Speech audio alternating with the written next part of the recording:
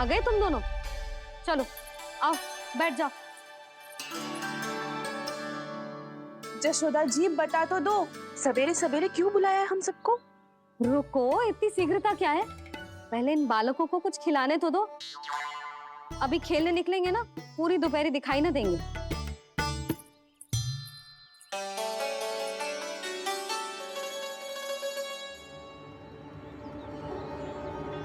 मैया देखो ना कैसे अपने आभूषणों का दिखावा कर रही है जी सुलोचना। चिंता मत कर बहू, शीघ्र ही हम इससे अधिक आभूषण और इससे अधिक उत्तम वस्त्र पहन के घूमेंगे। ये देखो तुम दोनों के लिए क्या बनाओ है मैंने। पूरे गोकुल में प्रसिद्ध मेरे पेड़े। चलो लो। यशोदा, ये तो बहुत सारे हैं। हाँ जशोदा जी, इतने सारे तो मैं भी ना खा पाऊं। क्यों दृष्टि लगा रही हो सुलक्षणा? बढ़ती आयु के बालक हैं, खाने दो इन्हें। तुम सब कछु मत सुनना, जी भर के खाओ। देखा ना?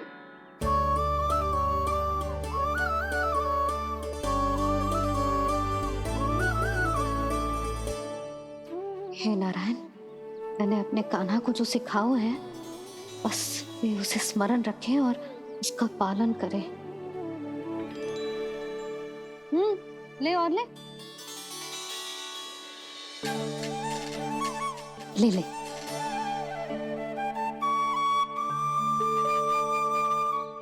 आज तो एक के बाद एक पेड़ मिल रहे हैं, वो भी बिना रोक टोक के। मैया दो के बाद तीसरी मिठाई बड़ी कठिनाई से खाने देती है, पर आज सादा लाड पेड़ों के माध्यम से जिता रही है। कछु तो रहस्य है। प्रभु, क्या आप भी वही सोच रहे हैं जो मैं सोच रही हूँ? कोई परीक्षा तो नहीं ले रही है ये? किस सोच में पड़ गए तुम दोनों?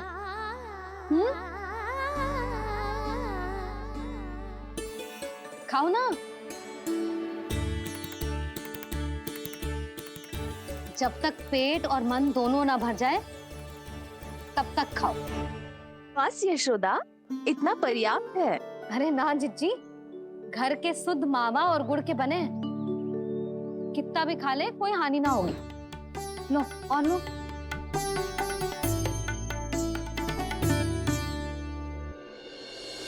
प्रभु, परीक्षा ही है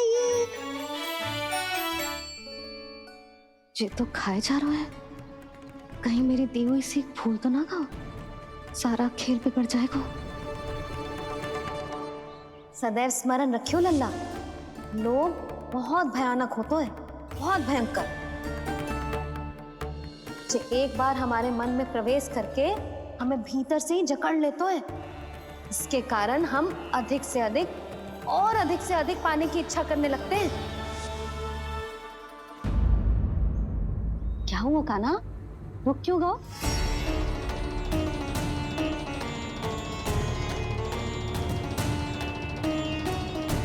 आपने तो सिखाया था मैया, जितनी आवश्यकता हो उतना ही लेना चाहिए, लोभ कभी ना करना चाहिए। बहुत बुरा राक्षस है लोभ।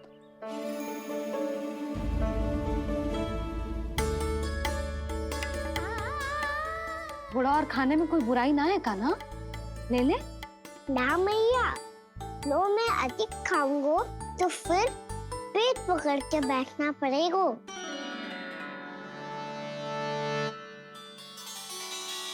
हाँ, मेरा भी पेट भर गया। कान्हा सही कह रहा है छोटी माँ, लोग बहुत भयानक राक्षस है। जो भी लोग के चक्कर में पड़ेगो वो बहुत बुरा फंसेगो। अच्छा जाओ, जाके खेलो तुम दोनों। मैया, ये पेड़ अपने सखाओं के लिए भी ले जाऊं मैं? हाँ लल्ला, ले जाओ अवश्य।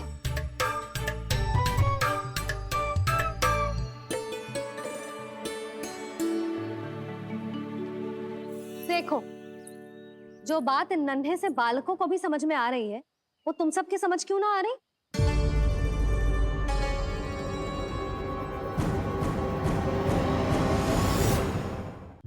क्या समझाना चाहती हो जशोदा जी? तनिक खुल के बोलो।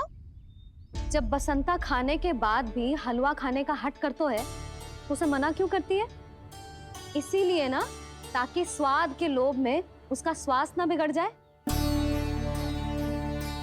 और उज्जवल, जब भरी दोपहरी में बाहर खेलने का हट करतो है, तो तू उसे मना क्यों करती है? इसीलिए ना, कि खेल के लोभ में उसे लू ना लग जाए। हाँ, और पुराण पढ़ना तो अच्छी बात है ना? तो श्रीदामा जब रात में दीप के प्रकाश में पुराण की कथाएं पढ़ना चाहतो है, तो क्यों मना करती है? उसे बता। ताकि कथाओं के लोभ में उसकी दृष्टि खराब ना हो जाए जीजी। तो इसका अर्थ तो यही है ना, कि लोभ चाहे पेड़ों का हो, चाहे पुराण की कथाओं का हो, या फिर अधिक धन अर्जित करने का हो, लोभ सदैव हानिकारक ही होता है। जे बात तुम ही सब ना समझोगी, तो अपने बालकों को कैसे समझाओगी? बोलो। हम सबकी मैया यहाँ क्यों आई है? डांट पड़ी क्या? चौरी विद्या प्रसारण टोली के बारे में सबको पता चल गो क्या? चिंता के चने चबाना छोड़ो और ये पेड़े खाओ। भीतर और भी गंभीर समस्या पे चर्चा चल रही है। कैसी समस्या? लोग की भयानक राक्षस की समस्या। व्यापारी जी, नंद जी ने कल सभा बुलाई थी और आज रानी यशोदा जी ने सारी स्त्रियों को अपने घर पे बुलाया है। तो आपको नहीं लगता कि हमें कुछ करना चाहिए? करना तो चाहिए गुप्तचर। सबसे पहले हमें हाट जाकर गोकुल वासियों की प्रतीक्षा करनी चाहिए। सूर्यास्त से पहले वो सारे मूर्ख वहां आने वाले हैं, मेरे सामने नारायण के नाम का प्रण लेने। उन्हें चाहे कोई भी कितना भी समझा ले बुझा ले, उससे कोई अंतर नहीं पड़ेगा गुप्तचर। हमारा वास्तविक धन क्या है? दूध, घी, दही, माखन, यही ना? हाँ, तो श्री नारायण की कृपा से तो हमारे पास इसकी कोई कमी ही ना है। तो हम सब तो पहले से ही धनवान हुए ना। तो फिर जे गोधन अपने परिवार और संतान में बांटने के बाद जो भी बचतो है, वो तो हाट में बिखी जातो है ना। तो फिर मथुरा के किसी अपरिचित व्यापारी के साथ माथा फोड़ने की क्या आवश्यकता है? जशोदा जी, हम आपकी और नंदराज की चिंता समझते, पर इसकी कोई आवश्यकता ना है। कुछ उल्टा सीधा नहीं करेंगे हम। विश्वास रखो जशोदा, हम जो कुछ करेंगे समझदारी से करेंगे। लोभ में आके कोई निर्णय नहीं लेंगे हम लोग, है ना? हाँ। अच्छा, अब चलती हूँ। बुलावे की सूचना पाके सब कार्य ऐसे ही छोड़कर आ गई थी।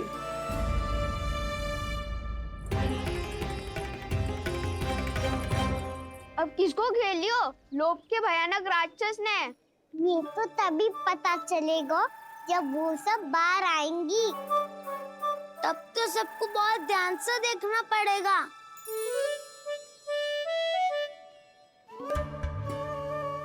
देखना तो पड़ेगा दाऊ, तभी तो पता चलेगा माखन चुराने किसके यहाँ जाना है। नाना,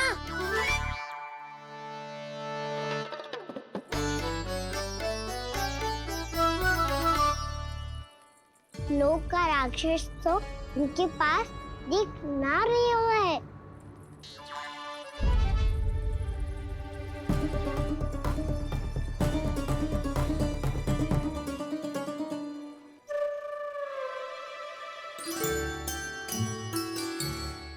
नारायण का बहुत बहुत धन्यवाद।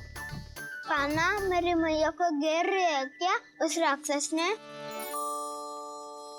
यशोदा भाभी और नंद भैया कितने चिंतित थे ना। पक्का कछु न कछु कारण तो अवश्य होगा। हाँ, मुझे भी सच लग रहा है कि धनवान बनने के चक्कर में मैं तनिक ज्यादा ही लोभ में पड़ गई थी।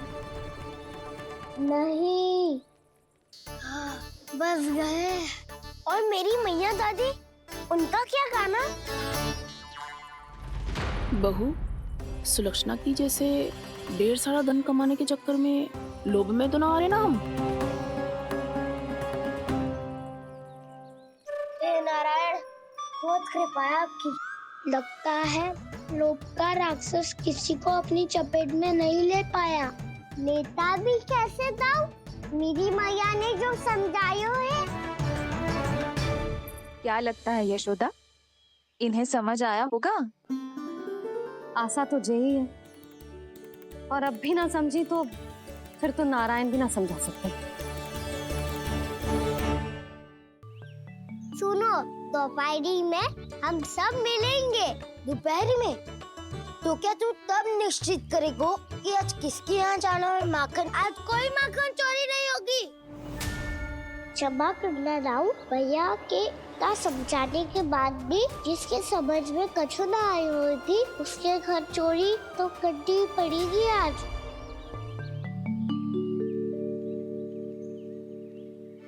व्यापारी जी, सारी स्त्रियां एक साथ यहीं आ रही हैं। मेरे चक्रव्यूह में फंसने की इतनी शीघ्रता कि संध्या तक भी नहीं रुक पाई।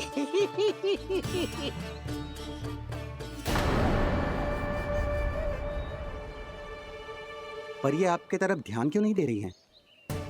लगता है गोकुल की रानी ने इनको पाठ पढ़ा ही दिया। अब आपको ही कुछ करना होगा व्यापारी जी। करूंगा, अपनी चाल सबसे अंत में चलूंगा, किंतु अभी उनके लिए एक घोषणा ही पर्याप्त होगी। तुमने सबको सूचित तो कर दिया है ना कि सबको अग्रिम धनराशि मिलेगी, वो भी दूध, दही, माखन, घी बेचने के बाद नहीं, वो पहले ही मिला करेगी। वो भी केवल एक दिन की नहीं, पूरे सप्ताह की। मैं बिल्कुल सही कह रही थी। जशोदा जी और नंदराज व्यर्थ ही चिंता कर रहे थे। यदि इन व्यापारी जी के मन में कोई मैल होता तुझे अग्रिम धनराशि थोड़ी ना देते। बात तो तुम सही कह रही हो सुलक्षणा।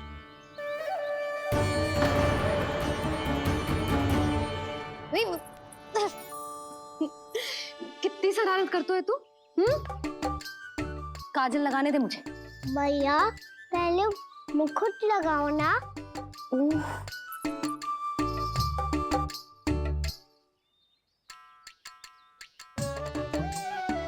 और मेरी मुंडी। हाँ हाँ रुक जा, ये ले, बस होगा प्रसन्न। भैया मैं ना चाहता मैं ऐसे फिर से भूल जाऊं, नहीं तो कड़ी धूप में इसे लेने वापस लौटना पड़ता है। चल अब बैठ जा, अब मुझे काजल लगाने दे लल्ला। भैया इतना सारा काजल मत लगाओ, छोटा सा बालक लगता हूँ मैं। आहा, नखरे तो देखो, इतना सज धज के तो तेरे बाबा भी ना जाते बाहर, दृष्टि लग जाएगी लल्ला। चुप। उनको तो आ सकता ही ना है भैया, वो तो गोकुल के राजा है।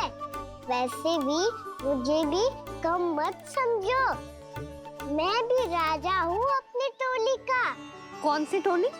अपनी। ये क्या कर रहे हैं प्रभु? बता, कौन सी टोली? बालकों की टोली मैया, मारी खीर वाली टोली का।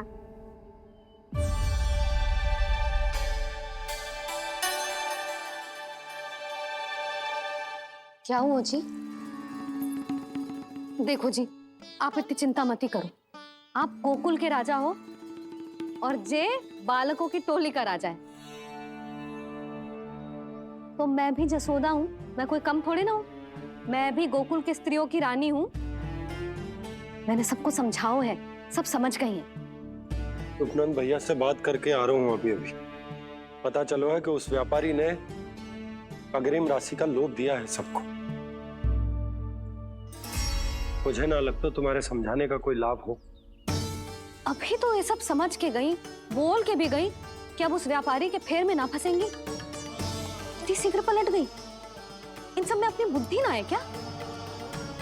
जब कोई विकार मन में बस जाता है ना यशोदा, तो सूझबूझ सब समाप्त हो जाती।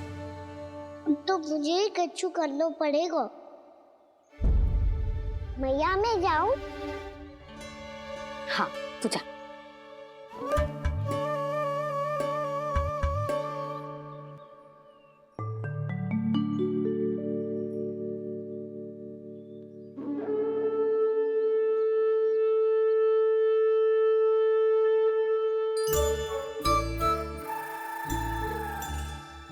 बहुत बड़ी समस्या हो गई है सखाओ। कैसी समस्या? लोग का भयानक राक्षस कहीं ना गए हो, वो अभी भी यही है। मुझे पता था, और इसका सबसे अधिक प्रभाव तो मेरी मैया और दादी पर ही हुआ है।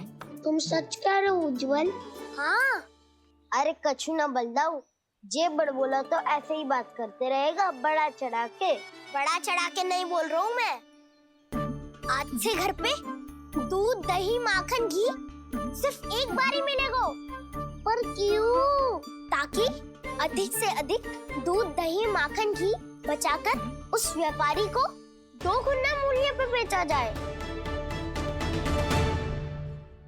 इतने से तो काम ना चलेगा। उस सुलक्षणा से, और मैं तो कहूँ सुलक्षणा से ही क्यों, पूरे गोकुल में सबसे अधिक धनवान बनना है तो और माखन जमा करना पड़ेगा। हाँ हाँ मैया, लाओ मैं इसे ऊपर रख देती हूँ। चोरी चुपके से खा तो ना जाएगी ना? तेरी घबराहट बता रही है कि घर से निकलने से पहले तूने थोड़ो माखन तो खाया है। सच्ची बोल। ना ना मैया, मैं क्यों माखन खाऊंगी? मैं भी तेरी मैया हूँ लाली, माप के रखो तो मैंने।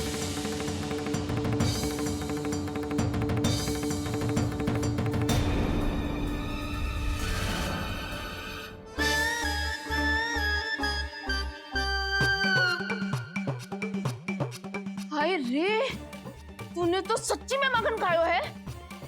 तनिक भी लज्जा ना आई तुझे?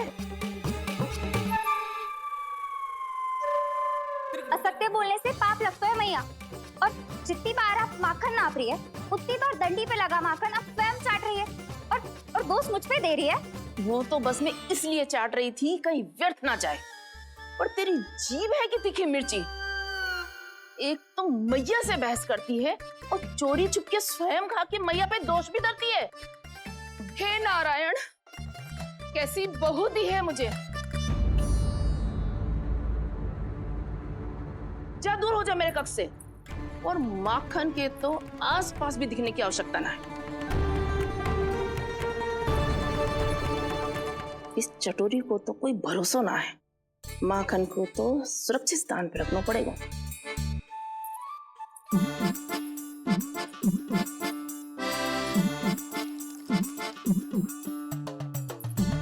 यदि बहू ने अब मटकी उतारने को प्रयास किया तो अचानक पानी गिर जाएगा और घबरा के वो चिल्लाएगी और मुझे पता पड़ जाएगा। मैया,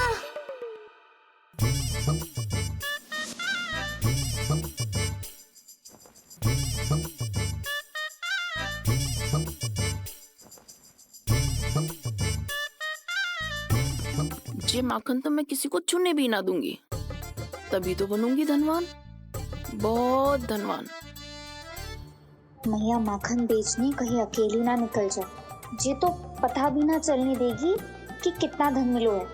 इन्हें अकेली धनवान ना बनने दूंगी मैं भी बनूंगी धनवान, बहुत धनवान। पहले तो जब चाहे तब भरपूर माखन खा सकता था, पर अब दोनों तो ऐसे संभाल के रखती हैं कि जैसे माखन की मटकी ना स्वप्न का कलश हो। मेरे यहाँ भी ऐसा ही हो रहा है। नारायण का बहुत बहुत धन्यवाद। नंद जी और जशोदा जी की बातों में आने से पहले ही सत्य का पता चल गया।